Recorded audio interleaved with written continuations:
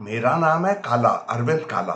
मोदी साहब ने हिंदुस्तान की गद्दी 11 साल पहले संभाली और तब से उनकी फिरका परस्त पार्टी और वो खुद उन लोगों का कि इस किस्म की बातें रहती हैं, लगातार एक मुहिम चलती है कि भाई ये तो मुसलमान गोश्त खाते और ये ईसाई गोश्त खाते और हिंदुस्तान तो सब्जी खा खोरों का मुल्क है, शाकाहारी मुल्क है और हम लोगों को तो हमारा तो दिल इतना वो कोमल है कि हम तो बकरे या मुर्गे या मछली की जान लेकर उसको खा ही नहीं सकते।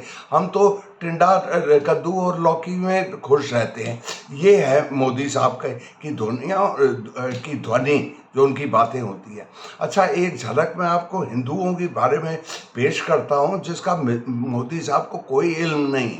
मोदी साहब को हिंदुस्तान में रहते हुए, हिंदुस्तानी देशभक्त होते हुए कुछ नहीं जानते हिंदुस्तान के बारे में।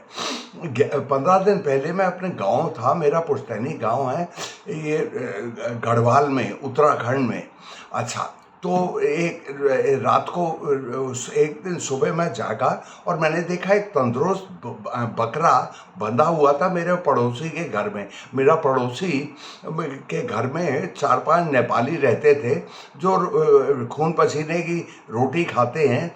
सुबह उठ के वो लकड़ी वकड़ी वो करके 4 ये पत्थरों के बीच में वो खाना खूना बनाते, दिन भर कड़ी मेहनत करते हैं और शाम को 700-800 वो दिहाड़ी लेके आ जाते हैं। तो उनके लिए बंधा हुआ था। तो मैंने उन नेपालियों में एक से पूछा, भाई ये कितने का पड़ा? तो उसने कहा 18,000 का बकरा था, उसमें 28 किलो गोश्त था। 28 किलो गोश्त था तो 10 किलो तो वो एक कसाई को बेच देगा, वो जो पार्स का शहर है। 10 किलो मेरे गांव के लोगों ने वो वादा किया है कि वो 1-1 किलो लेके 10 पर कुटुंब खरीद लेंगे और 6-8 किलो खुद चट कर जाएंगे वो नेपाली। अच्छा, यहाँ पर मैं मोदी साहब के बारे में यहाँ पे बात आती है हिंदू और हिंदुओं की सब्जीखोरी और सब्जीखोरी और ये अब मेरा गांव है ब्राह्मणों का और मैं खुद भी ब्राह्मण हूँ और ये उत्तराखंड का, और वो उन ब्राह्मण कुटुंब ने ही वो गोश्त मंगाया कि कट रहा है वहाँ पर गोश्त और बकरा कट रहा है तो और वो भी खाएंगे, थोड़ी मौज करेंगे। और ये है हिंदुओं की वो कोमल दिल वगैरह वगैरह कि बगल में, और ये ब्राह्मण। और मैं आपको ये याद दिलाना चाहता हूँ कि उत्तराखंड जो है वो सबसे बड़ा गढ़ है हिंदू धर्म का।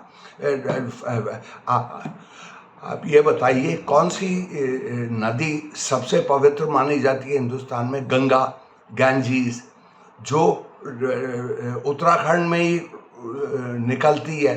वो वहाँ तक मैं गया भी हुआ हूँ, गौमुख, वो चमोली में या उत्तरकाशी में। और वो है हरिद्वार, ऋषिकेश, 4 धाम, वो केदारनाथ, बद्रीनाथ, ये सारे के सारे। बल्कि किसी हिंदू मद्रासी का बाप भी मरेगा तो उसकी तमन्ना ये रहेगी कि वो बाप की वो जो क्रिया की राख है उसको हरिद्वार में वो बहाए। तो ये हरिद्वार नंबर 1 जगह है जहाँ लोग अपनी बरसी के लिए आते हैं या 13 साल के बाद 13वीं के बाद आते हैं ये, और खचाखच भरा रहता है। तो ये है। अच्छा, चलिए उत्तराखंड को छोड़िए, अब हिंदू और उनकी सब्जीखोरी और उनका मैं आपको बताता हूँ। उनके उत्तराखंड के बगल में वेस्ट में एक और वो सूबा है, जैसे आप जानते ही हैं, हिमाचल प्रदेश। वहाँ पे अक्सर मेरा मनाली में रहना होता है 3-4 महीने।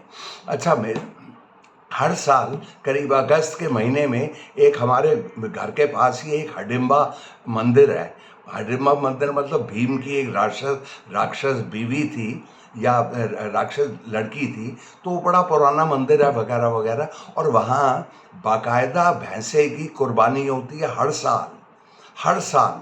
और वो 8-9 ये भेड़ बकरी भी काटते और भैंसे को भी काटते। अच्छा, भैंसा एक दफ़ा कट जाता है, उसके लिए गड्ढा तैयार रहता है, भैंसे की लाश वो वहीं गड्ढे में वो कर देते, दफना देते हैं। और शाम को वो खाना पकता है, वो क्या कहते हैं, भेड़ू और बकरियां, और पूरा गांव खाता है, और कोई उनको रोक नहीं सकता। तो इस किस्म के जो मैं आपको दोहरा रहा हूँ, हर इलाके में होता है, हिमाचल प्रदेश में। और हिमाचल प्रदेश और गढ़वा, ये उत्तराखंड हैं हिंदू, ये पुराने ढंग के ऑर्थोडॉक्स हैं, ऑर्थोडॉक्स तो ये हैं। और मिस्टर मोदी है ना, हमारा तो दिल इतना कमजोर नहीं है, वगैरह वगैरह। अच्छा, एक और चीज़, खैर हमारे हिंदुस्तान में भाई जो इंसान समुंदर के पास रहेगा या नदी के पास रहेगा तो वो ही खाना खाएगा जो उसको मिलता है, और उसको समुंदर के पास और नदी के पास और तालाबों के पास उसको मछली मिलती है। तो सारे जो हिंदुस्तान के लोग हैं जो ये इनके इनके नदी वदी के साथ हैं, ये हर वक्त इन्होंने गोश्त खाया है, हिंदुओं कोई भी हों। तो पूरे उसमें ऐसा है। अब अगर आप काली को देखें, काली माता जो हैं, जो बंगाल में जिसकी बहुत पूजा होती है, उसके वो जो है उसके गर्दन में एक कंकाल की वो रहती है, सर की है। और काली माता क्या खाती है, या हमारे राक्षस वो क्या खाते हैं, वो तो खून पीते हैं। तो ये मतलब ये हम लोगों के ट्रेडिशन है। और यहाँ पर ये कि हम इतने कोमल हैं, वगैरह वगैरह। अरे हिंदुस्तान का सबसे बड़ा मीट एक्सपोर्टर कौन है? अरे एक एन सब्बरवाल है, सब्बरवाल फैमिली का, अल कबीर है उसका नाम। और उसका वो जो कसाई खाना है तेलंगाना मेडक में, वो 440 एकड़ में है। तो ये हकीकत है।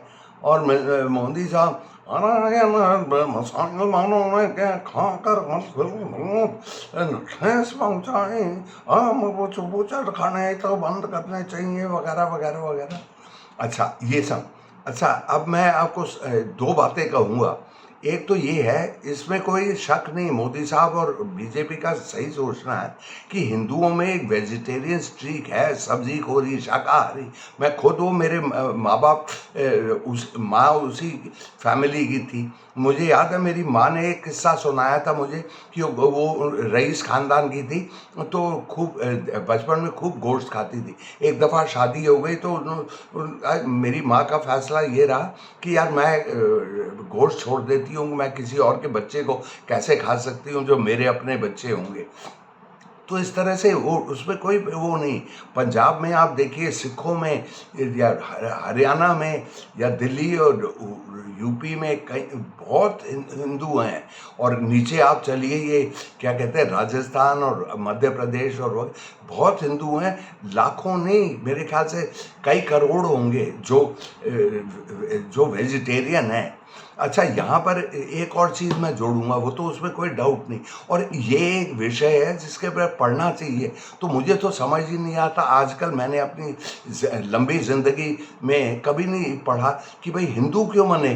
अरे 185 मुल्क हैं। अरे ईसाई तो खूब खाते, 2 टाइम खाते, मुसलमान खाते 2 टाइम खाते, यहूदी खाते, बुद्धिस्ट खाते, सब खाते हैं, तो हिंदू क्यों नहीं खाते? अरे ये इस चीज़ पे गौर करना चाहिए। मैंने तो आज तक कोई थ्योरी, किसी की अक्लमंद कोई कयास भी नहीं सुना कि क्या है।